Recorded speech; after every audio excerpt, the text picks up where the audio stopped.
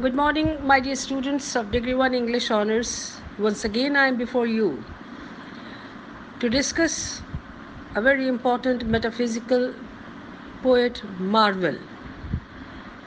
We all know that Marvell was one of the most prominent poets of metaphysical age. But before we start talking about Andrew Marvell, let's first see what the term metaphysical actually means. We need to understand this term metaphysical very carefully. This term, that is the term metaphysical, was first used by John Dryden in relation to the poetry of Donne. He used it in connection with John Donne's poetry. This term was later repeated by Dr. Johnson in his essay Life on Cowley. Both Johnson and Dryden used the term metaphysical to establish the fact that the poetry of John Donne and of his fellow men was difficult, unintelligible, obscure, complex, ambiguous, and rather abstruse. The term metaphysical, therefore, was used as one of the censor, that is, blame or of condemnation, but this term somehow or rather came to stay. The term metaphysical is never used in the spiritual or philosophic or theological sense. The term relates chiefly to style, but style in its term reflects a particular attitude, a particular approach to the subject matter. Thus, the term metaphysical relates directly to technique, but it is concerned also with experience, although indirectly. It thus involves both matter and manner. So what I said, it involves matter and manner both. So first we will see the matter. It is said that metaphysical poetry is intellectual and that it contains no feeling or emotion or passion or sentiment. This is wrong. The truth is that in metaphysical poetry, intellect and heart, feeling and thinking, logic and sentiment, reasoning and emotion go together. That is why the metaphysical poets are said to be poets with unified sensibility. In Shelley or Tennyson, feeling and thinking remain separate. Every metaphysical poem starts in the form of a question. The development of the poem takes place in the form of resolution of the question. There is therefore some kind of movement or progression or dynamism or an element of journey in metaphysical poetry. In every metaphysical poem, we find the closest and the sharpest possible analysis of the problem concerned. There is the exercise of wit and intelligence in metaphysical poetry. A metaphysical poet does not start with preconceived ideas. Ideas in the poem are developed when the poet starts writing his poem. A metaphysical poem therefore belongs only to the present. Now we were discussing the matter, now we come to the manner.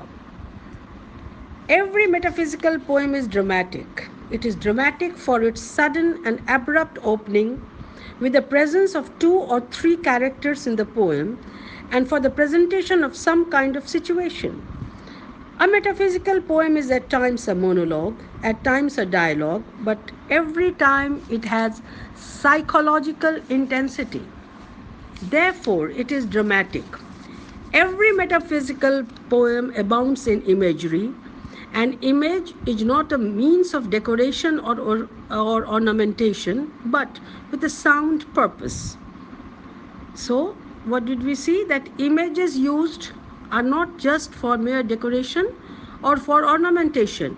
It has a solid purpose. Metaphysical imagery is functional. It is a substantial part of the poetic attitude or experience. It is therefore organic with an experience. It is therefore organic with poetry itself, hence inseparable from the poem. The images may be learned or scholarly, far-fetched or remote, simple or ordinary. Metaphysical imagery has its own variety. What really matters is not the images but the use to which it is put. Simple, generally monosyllabic words in metaphysical poetry are to be seen through highly charged with meaning and significance. Conversational or colloquial language is noteworthy. Argumentation and proving analogy are the base of metaphysical poetry. In metaphysical poetry, it is very seldom that we hear sweet music. Rhythm is there, but it is hard and tough. Music is evocative of meaning, it is never for pleasure. There is a combination of sound and sense in metaphysical poetry. Punctuation in metaphysical poetry. Now we have to see that what is the purpose and use of punctuation in metaphysical poetry. We find plenty of commas, semicolons, colons, interrogation marks, signs of exclamation, dashes, and these marks are deliberate and at times they speak more than the words. They speak more than the words in the poem. They bring out the state of the speaker. Metaphysical poetry is witty. At times we find paradox, at times hyperboles or overstatement, at times understatement. Metaphysical poetry is the poetry for the intelligent and the alert mind. So what basically we just now saw that what does the term metaphysical means and what is in the metaphysical poetry. Now keeping this background in mind, we are going to study Marvell as a poet. Now, keeping the term metaphysical in mind, let us see Marvell as a poet in detail. Between Ben Jonson and Dryden, Andrew Marvell is considered the most important poetic personality after his mentor John Donne. If on the one hand Marvell's poetry bears the influence of Donne, on the other hand it also shows the impact of Ben Jonson. In fact, Andrew Marvell's work has a central significance in as much as it is capable of intertwining various strands of 17th century thought and feeling and style. Marvell was a typical product of the 17th century sensibility. His mind was at once secular and puritanic. His temperament has both Puritan sobriety and classical sophistication. Though he combined in himself the wit of Donne, yet he didn't look back to the last age. The chief characteristic feature of Marvell's poetry is a special kind of wit which assimilates the best of Donne, Herbert, Carew, and Ben Jonson. He is therefore, in some sense, a forerunner of Dryden as well. Like Marvell's style and wit, his range of subjects and his variety of interests are equally fascinating. He was at once a successful nature poet, as accomplished writer of Horatian odes, satires, and of course religious poetry. In all those fields, Marvell's flexibility becomes obvious. He could combine light-heartedness with seriousness in a rare manner. T.S. Eliot admires the presence of tough reasonableness behind the lyrical grace in his best poetry. Moreover, Marvell was a more successful and accomplished artist than most of his contemporaries. This explains why he returned earlier than his colleagues in the 19th century itself. One reason for Marvell's popularity with the romantic lies in his feeling for nature and natural beauty. In fact, whenever he touches this theme, his striking originality comes out. So, what we notice, nature is a very important theme with Marvell. Marvell loved nature. It is a rare quality of Marvell's verse that it achieves freshness and intimacy without abandoning intellectual agility. The Garden, for example, is one such poem which clearly illustrates his distinctive characteristics as a poet. This poem has both the complexity of thought and feeling. His poetic structure is also adequate for this purpose. His meter and sentence structure move in graceful partnership. The poem opens with a conceit opposing the plants with plants that symbolize fame to those that grow in garden. There are various echoes in the poem in the opening stanza which reminds us of Matthew Arnold's quiet work. A There are various echoes in the opening stanza which reminds us of Matthew Arnold's quiet work. A short lyric which similarly contrasts man's vain efforts for achieving worldly glories with the silent and ceaseless work of nature. The spirit of Marvell's poetry is, however, Wordsworthian. The garden is treated as a complex symbol. In fact, it stands for the state of innocence as Keats used autumn in ode. He has used autumn in ode, as we saw in the poem, to autumn, as a symbol for fruition and maturity. From yet another point of view, it stands for an ideal human character.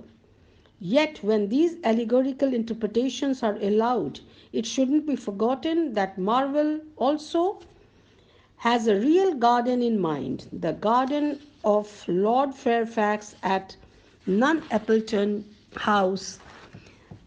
Thus, fact and literary tradition are woven in a harmonious manner. If in the first stanza ambition and other coarse amusements are rejected in the favor of the serenity of nature, symbolized by trees in the garden, in the next stanza, the poet begins with self reproach. He confesses that he himself was mistaken in searching for innocence and repose in the busy company of men. In fact, the trees mock the human beings who use their leaves and branches for many trivial and ridiculous purposes. There is an implied suggestion that nature mocks at human endeavors to emulate her. The crown of human efforts, no matter whether it is a victor's crown or a civic crown or a poet's crown, is no match for the crown of nature symbolized by the grace and shade of the garden. In the second stanza, the same idea is continued, except for the last couplet, which contains a paradoxical remark regarding the alleged rudeness of society. There is nothing new in the stanza. Though to modern readers, the remark of rudeness doesn't strike new at all. Yet it must have puzzled 17th century readers who had no such notions regarding society. Apparently, Marvell's meaning is there was innocence and harmony in social relationship, but it was a poor substitute for the joy of solitude provided by the beauty of a natural garden. In the third stanza, a new theme is introduced. Here, Marvell refers to the common and age-old practice of lovers, that is, the practice of cutting the trees and writing the names of mistresses on them. Now, evidently, Marvell resents this human practice for glorifying his ego. In his view, the beauty of nature far exceeds the beauties of celebrated fair ladies in literature and arts. The pleasures of the garden and the woods are thus accepted as superior to human love. The underlying idea is that no woman could give such a constant love as nature. In the fourth stanza, the poet similarly shows that apart from men, even gods are victims of passion and lust, are shown finding solace in nature afterwards. Here, Marvell shows his talent in myth making. Once again, the poet relies on the reader's familiarity with the literary traditions of European poetry. But as usual, he twists the meanings of the myths to achieve a particular effect. He is relying on the material as presented by Ovid in Metamorphoses. Marvell's purpose is in twisting the meaning of the myths is to show that gods are also victims of passions, and after their failures to obtain their desired objectives, They are reconciled to their lot and in the process make a fool of themselves. Thus, in a witty paradox, Marvell tells the story of infatuation of both Apollo and Pan. Apollo missed Daphne and had to settle for Laurel, and Pan's infatuation for Syrinx similarly ended in opting for a reed. In the fifth stanza, the gods and goddesses have been left far behind, and the garden itself has become the wooer. It tempts and invites the readers to share the pleasures of senses. Here Marvell reaps a rich harvest with the senses, and his pictures reminds of Keats, particularly of the Nightingale Ode, the Eve of St. Agnes, where there is a similar attempt at all, embracing sensuousness. Though Keats is more imaginative than Marvell, yet none can deny that in this particular stanza that Marvell succeeds in conveying the tactile senses of the fleshy ripeness of the apples and the auditory sense by pointing to the sound of their falling. To be precise, melons make him stumble, flowers ensnare him, apples drop on his head, grapes crush their wine on his mouth, and the poet falls softly on the grass. Now, this is a picture of sensuousness at its best. Students, I'm sure you are reminded of the Eve of St. Agnes one more time, where you have seen how beautifully Keats has depicted all the five senses in the poem. So, here in this particular stanza, we find that Keatsian echo one more time. But Marvell doesn't stop here. In fact, this rich sensuousness leads him into another world and invites him to concentrate on intellectual and spiritual pleasure. Being a product of the Renaissance as well as Reformation, Marvell emphasizes the role of contemplation and intellectual activity. As he describes the various pleasures of the body, the mind gradually withdraws from lesser pleasure of worldly life and prepares itself to have true happiness. For Marvell, this transition is not at all difficult. Mind is at once a microcosm and macrocosm. In its universe, all ideas and impressions can find their reflections. But what is more, the mind can also dissolve the existing world and replace it with a more perfect, though illusory world.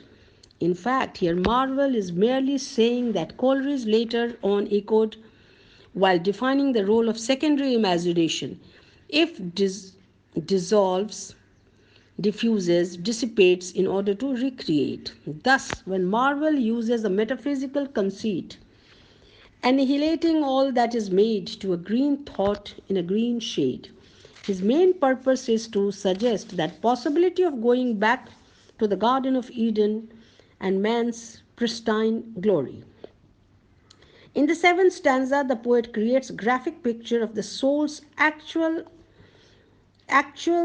example from the body and assumption of the form of a bird. Though Marvell was though Marvell has evidently reached the climax, for he has been able to come back from the earthly garden to the Garden of Eden. Yet he doesn't end the poem at the height. He doesn't end at this juncture. In fact, Marvell was too much a man of the world to retire at this pitch. Moreover, he was also aware of the man's fallen status. So, once more, he makes use of a metaphysical conceit to remind us of the story of his fall. It was beyond mortal's share. The garden is thus a temporary retreat, reminding us of paradise lost. In the ninth stanza, that is the last stanza, the poet once again comes back to his normal self. He is content to praise the beauty and spirit of nature. Hours spent in a garden are moments of bliss. The poet simply wants to suggest that man can live best if he is close to nature, Even the awareness of the time will not be burdensome. If one counts time or measures it as a bee does. At any rate, the floral sundial is more artistic than the man made clocks. The Garden is thus one of the most typical poems of Marvell in which his sophistication, wit and feeling and warmth for nature and his poetic qualities are best illustrated. As for Marvell's love poems, at least two of his well known poems, namely The Definition of Love and To His Coy Mistress, deserve special mention here. For in these poems, Marvell appears to be a true disciple of John Donne. Again, among these poems, while the former poem shows his apprenticeship to Donne, in the next poem he appears to have realized the true voice of his feeling.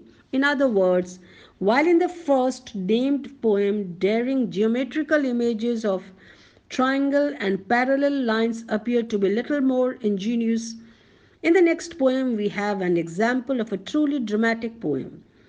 This is because in To His Coy Mistress, Marvell has been able to find a true objective correlative for his emotional outburst, though a poem on a very common topic of enjoying the day, that is, carpe diem, the poem builds up a climax in a very logical and convincing manner.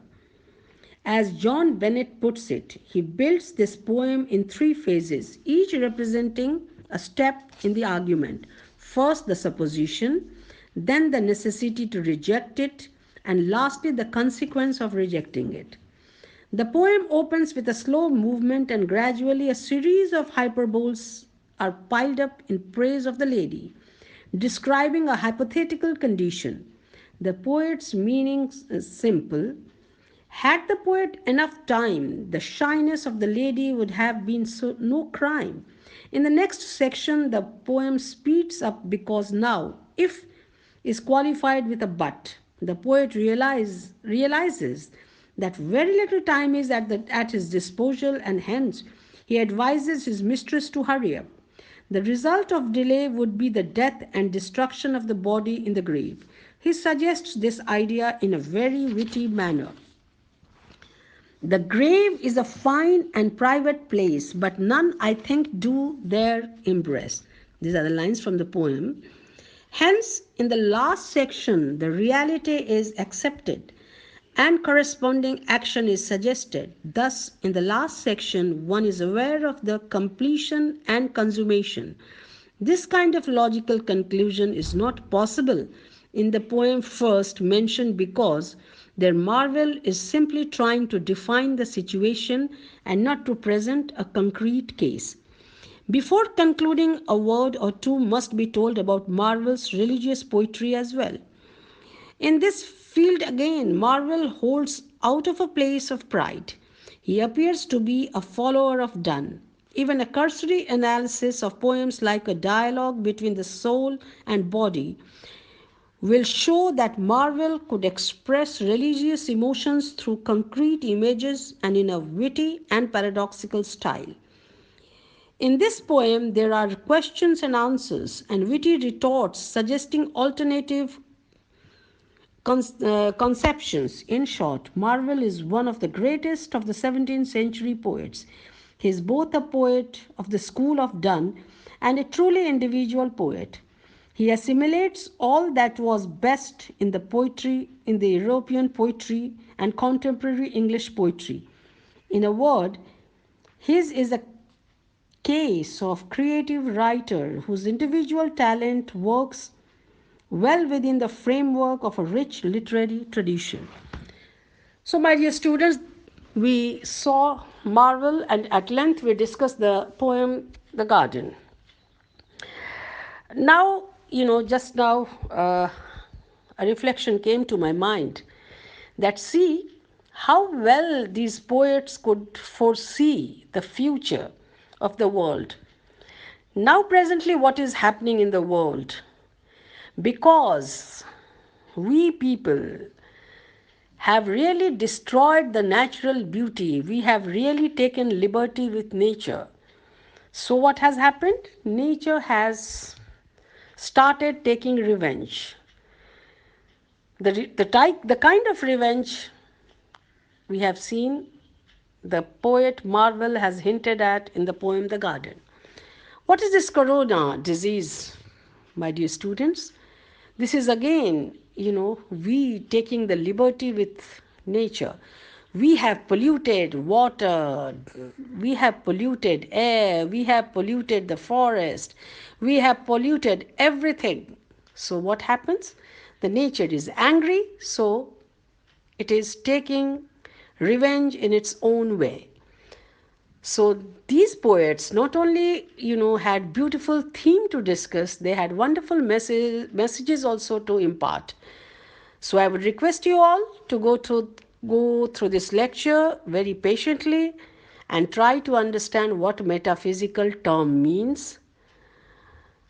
And you should see what kind of poet Andrew Marvell was and what kind of rich poetry he wrote. Please reflect on this lecture again and again. Thank you so much.